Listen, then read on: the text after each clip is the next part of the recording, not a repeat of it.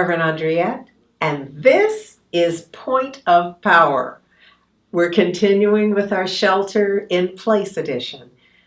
And can I just say how grateful I am? How grateful I am for our graciousness, our compassion, and our generosity. That we are wearing our face mask, that we are wearing our gloves, that we are sheltering in place, that we are keeping, when we're out, we are keeping our 6-foot distance. All of that is in support of each other. It's our way of ensuring that more of us, as many as possible, can get through this pandemic alive and well. Let me just pause for a moment because we've just celebrated Memorial Day, which typically is reserved and certainly has as its focus our veterans. And I want to just acknowledge and celebrate and honor our veterans who have served for the greater good for all of us at different times. This is not me trying to go on record around war or not war. I'm simply saying that whether there was a call or a draft, there are those who served on behalf of the rest of us. So I want to just honor that in honor of Memorial Day as it has just passed. I also want to, in a similar way, just honor those of you who are in grief right now and who are working your way through grief for any reason at all, but especially those who are at the grief effect of this pandemic. And so we just are going to pause for a moment of silence where we just honor that the lives lost, the lives dedicated, the lives given in any and all of those situations and circumstances.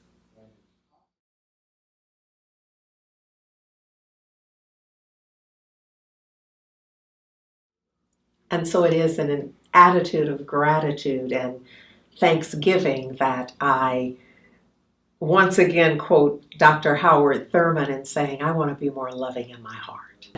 We are softening, that we are more open to standing peacefully in line, that we are more open to wearing a mask that we don't want to wear, that we're more open to staying home even though we want to be out in the world and with people, that we are honoring our commitment to well-being for each and every one of us.